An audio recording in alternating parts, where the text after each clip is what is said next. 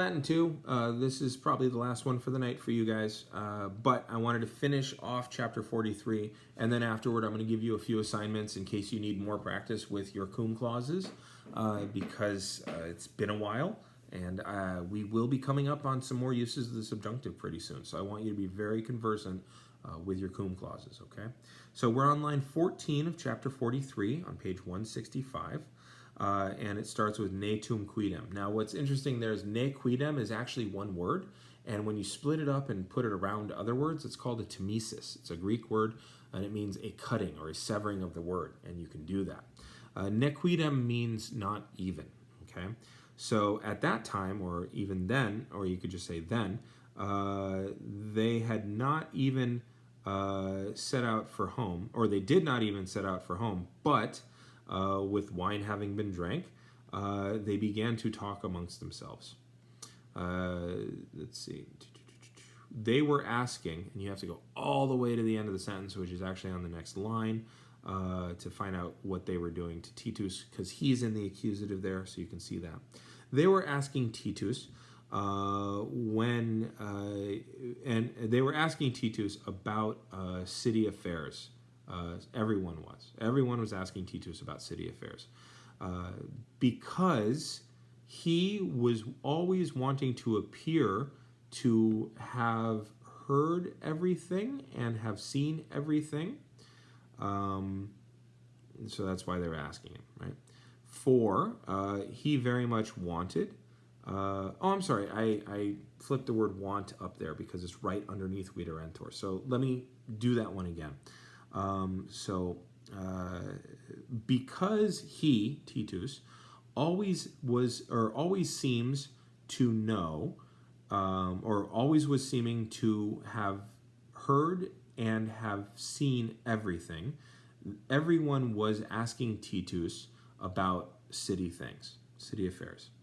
For he was very much wanting, or he was greatly wanting, or rather they were greatly wanting to learn what was being debated in the Senate, what had been done by the emperor against the fire, and what distinguished men already had been present in the city. Now we're on the next page, we're on line 18. Titus responded, "Nothing big. But yesterday in the Palatine baths, I saw a ridiculous thing. An old bald man having donned a red tunic, or dressed in a red tunic, was playing ball amongst two long-haired boys, or not two, but amongst long-haired boys. He was not picking up those balls which had fallen to the ground, for a slave was holding a bag full of balls, which he was giving to the players. At last, this old man snapped his fingers and demanded water. Then, when he had washed his hands, plural, he dried his fingers, or he dried his hands on the head of one of the boys." That comes from actually something called the Satyricon. One of the famous things that Rome has actually done on its own was it came up with satire, and in its satire it makes fun of rich folks. So this is very much a rich person thing. It's like, oh, you don't have a boy to dry your hands on? What do you use? Towels? It's that kind of a thing. Now, we talked with a lot of cum clauses and a few indirect questions. So I draw your attention to 43D and 43C, or 43E, pardon me. What I would recommend is if you do those for extra practice, again, send them to me, but also label what kind of a cum clause it is, or if it's an indirect question, okay, in addition to translating. Remember, the subjunctive is just a mood. It is not a change in tense. So if you see the subjunctive in the imperfect, translate it imperfectly.